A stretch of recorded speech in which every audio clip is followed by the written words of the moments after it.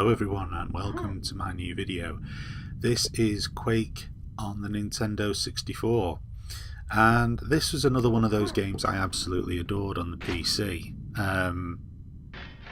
for a great many reasons. I always felt this was a natural successor to the Doom series, or sort of Doom 2.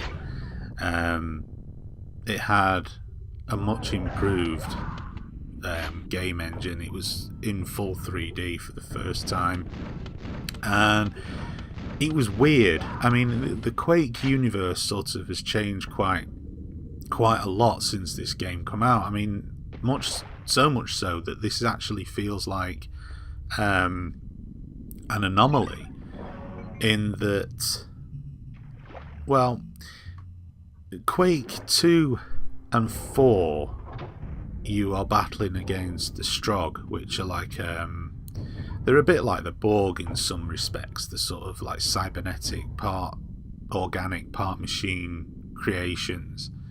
Now, they don't feature in this at all. This is very much like a bit of a weird, messed up.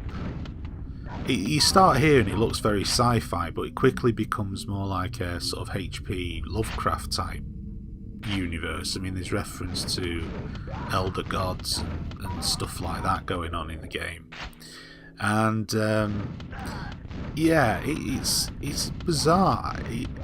It's a fantastic universe. It was very original. They sort of kept it. These bits of remind you of the Doom universe, but at the same time they created something that was quite unique and quite different. And I really liked it. I've always been kind of disappointed that id Software have never gone back to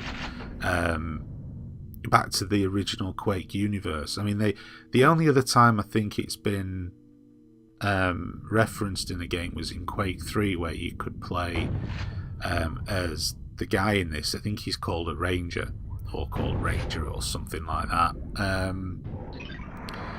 Yeah, a lot of the symbolization, like for example stuff like the quad damage, that has been found in other Quake games as well. So it's kind of weird. It does stand out as something of, an anomaly in the id universe. I mean, normally they keep things together, like Doom, for example.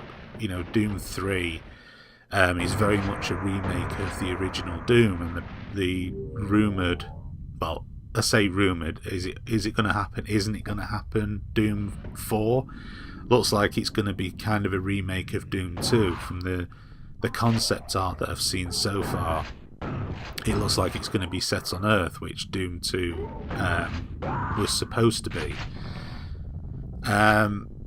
So Quake has been unusual in that sense, and it's been a bit unfortunate. So anyway, when I got the N64, I noticed, hey, Quake came out on it, so I thought, right, it was a no-brainer for me. It was a must purchase, and it's a very faithful replication of the PC version. There are some things which are different.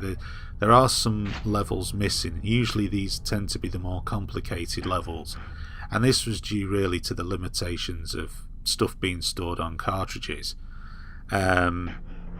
which has always been a pain in the backside. I mean, otherwise the N64 was perfectly capable of recreating all of the worlds, but it just came down to an issue of size. So there's not too many levels missing. There's only a handful.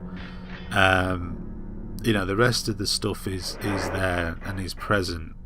The graphics are quite nice. They have the usual N64 sort of blurry texture thing going on, but they do look quite nice, and they move along at a nice set of frame rates. There's improved lighting as well, which is, again, it's a nice addition to the console version. Yeah, it is rather good.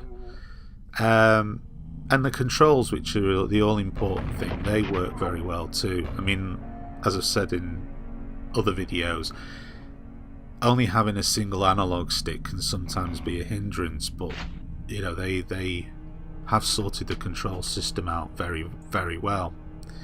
One of the disappointing things in this, though, is the absence of Trent Reznor's original soundtrack, which I'm somewhat dismayed by. I don't understand why.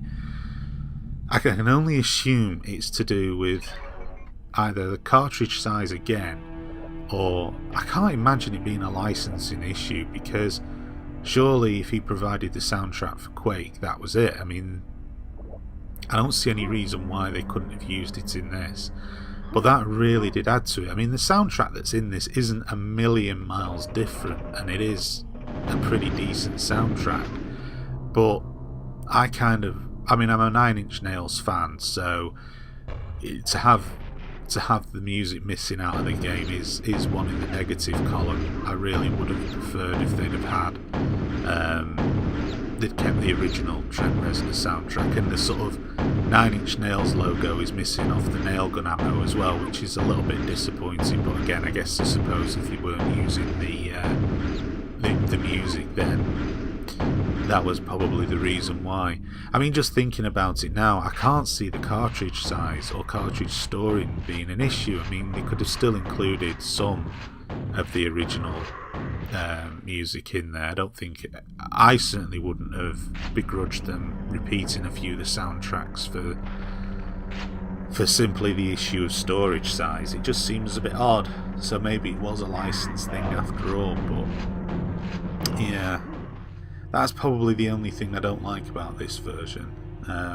Well, obviously, I mean, some levels missing is a bit of a pain as well, and the slipgate at the beginning where you could choose which world to start in and the difficulty and so on, that being missing too, that's a bit annoying. But like I say, those things I can appreciate due to the constraints of having to cram data onto a cartridge, and that used to be the big problem with cartridges.